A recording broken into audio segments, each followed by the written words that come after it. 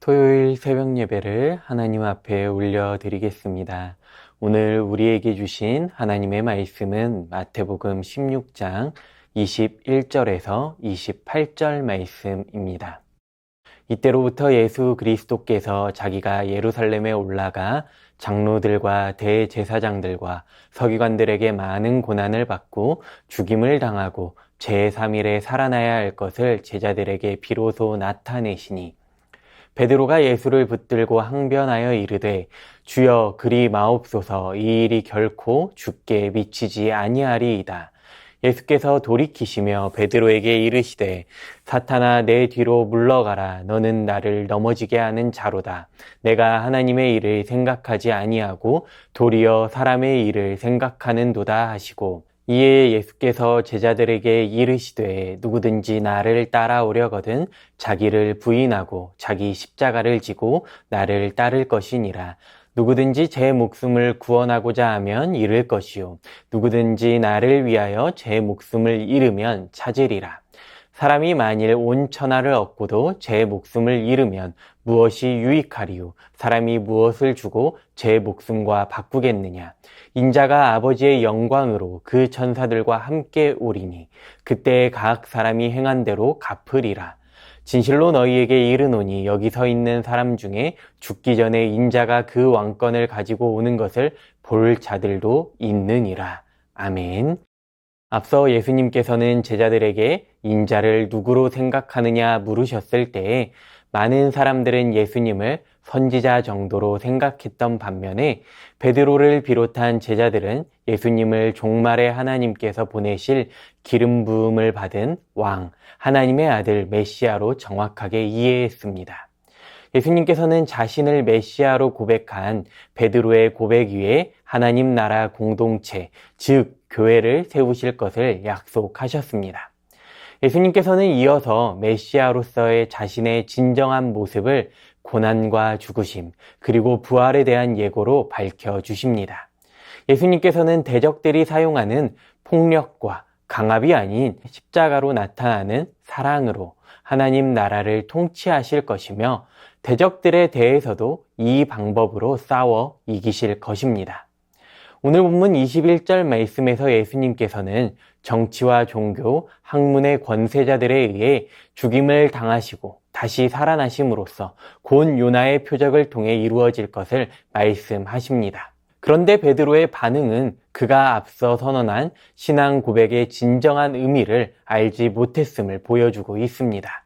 오늘 본문 22절 말씀을 보면 베드로가 예수를 붙들고 항변하여 이르되 주여 그리 마옵소서 이 일이 결코 주께 미치지 아니하리이다. 베드로가 예수님을 붙들고 항변하여 이르되 라는 표현이 지금 나오고 있습니다. 여기에서 항변하다의 동사는 본래 꾸짖다 라는 뜻을 가지고 있습니다. 그런데 베드로는 예수님을 주라고 부르고 있습니다.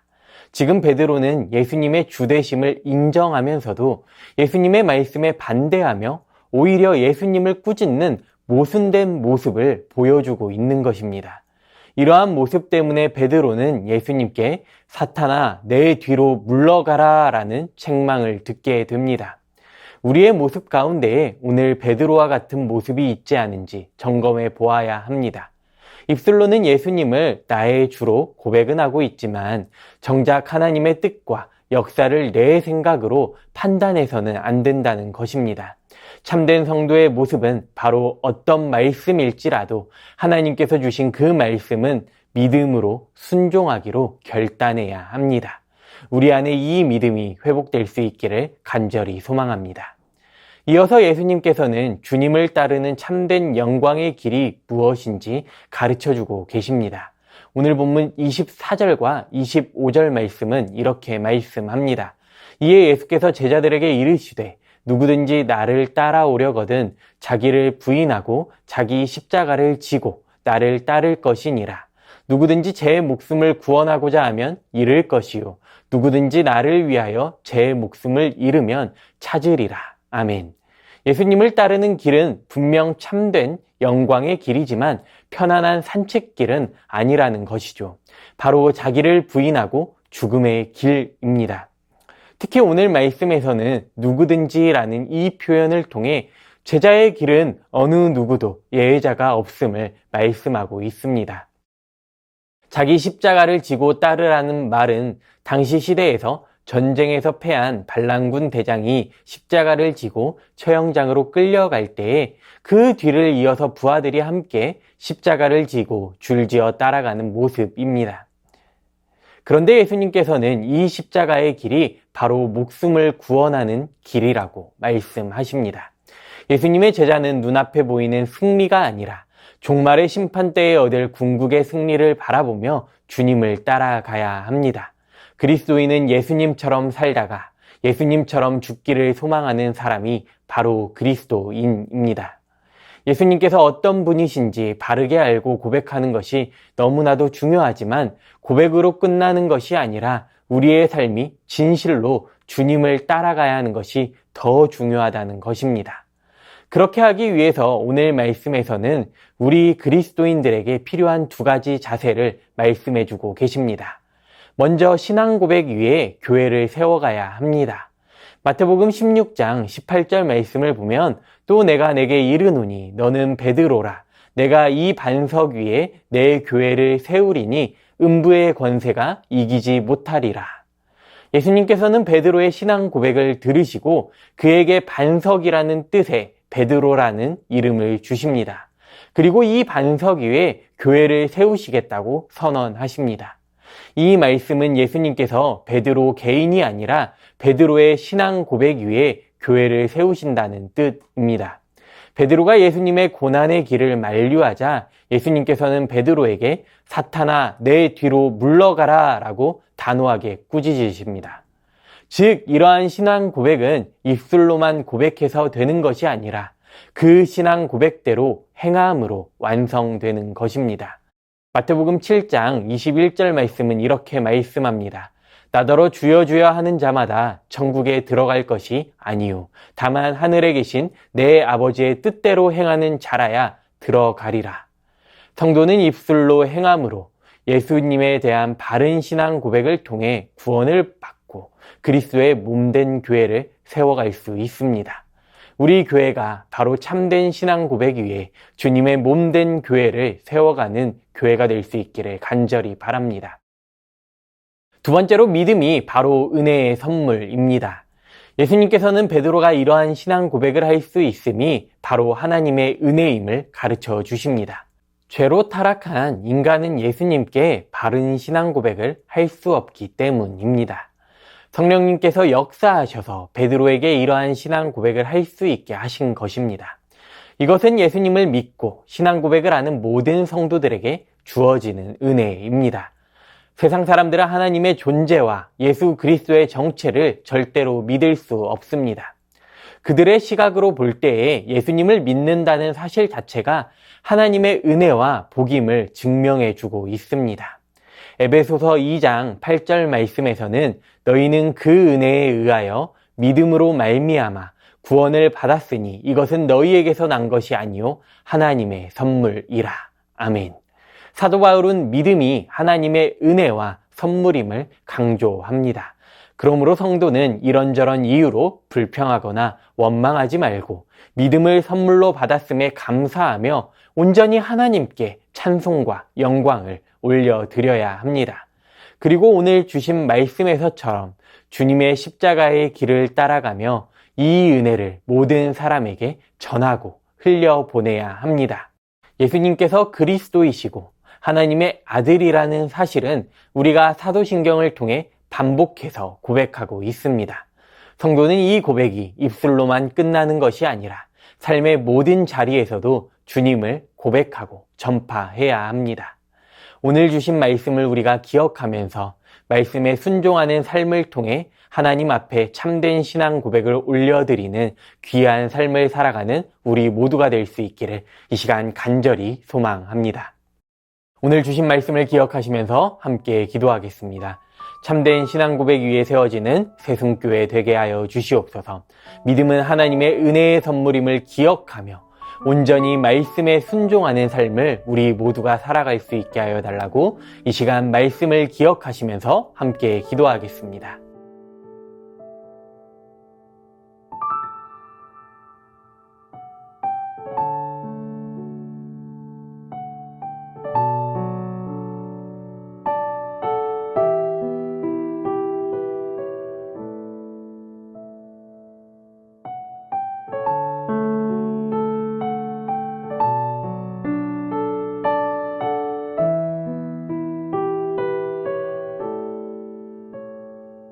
나라와 열방을 위해 함께 기도하겠습니다. 모든 나라와 열방 가운데에 복음이 쉼없이 전파되게 하시고 하나님 나라가 임하게 하옵소서.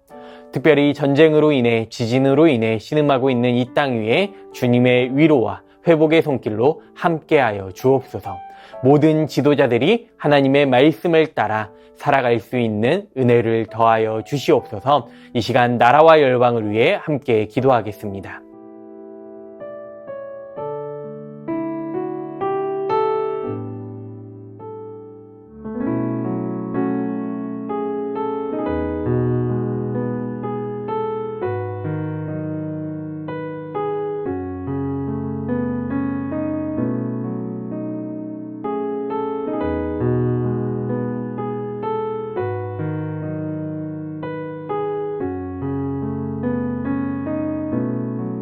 한 번 더 기도하실 때 교회를 위해 기도하겠습니다. 담임 목사님 많은 사역 가운데 지치지 않도록 붙들어 주시고 새 힘과 능력과 지혜를 더하여 주옵소서. 오늘 진행되는 교회 대청소 가운데 많은 성도님들이 함께 동참할 수 있게 하시고 섬김과 헌신을 통해 그리스도의 몸된 교회를 세워가는 귀한 시간 되게 하여 주시옵소서. 교회의 많은 사역 가운데 특별히 순모임 개강, 국내 선교, 시니어 스쿨, 세손학당 가운데에 주님의 은혜로 잘 준비되게 하여 주시옵소서. 이 시간 교회를 위해 함께 기도하겠습니다.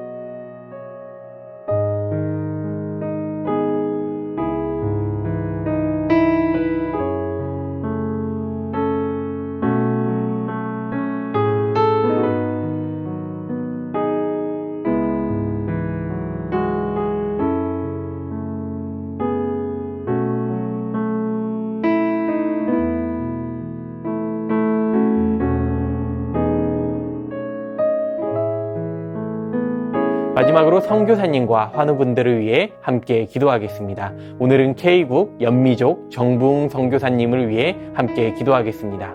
언어 공부를 하고 있는 딸들이 학교에서 받는 스트레스를 지혜롭게 이겨내고 무난하게 학업에 전념할 수 있도록 현재 교제하고 있는 현지 친구들에게 자연스럽게 복음을 전할 수 있는 환경과 마음 상태가 조성되도록 함께하고 있는 팀의 선교사들과 교제하고 있는 한국 선교사들과 서로 합력하여 선을 이루어갈 수 있도록 함께 기도하겠습니다. 환우분들을 위해 기도하실 때에 차영미 권사님, 이기범 집사님, 강동엽 어린이, 권호승 권사님, 이민남 권사님, 신혜남 권사님, 추명우 성도님, 추승민 형제님, 이춘실 집사님, 김인혜 집사님, 최혁기 성도님, 이길태 집사님, 김찬준 집사님, 김영자 권사님, 정순궁 권사님, 김봉남 권사님, 김광순 권사님, 박문천 집사님, 노성민 형제님, 최혜랑 집사님, 아버님을 위해서 함께 기도하겠습니다. 이 시간 선교사님과 환우분들의 건강을 위해 함께 기도하시고 개인 기도로 나아가겠습니다.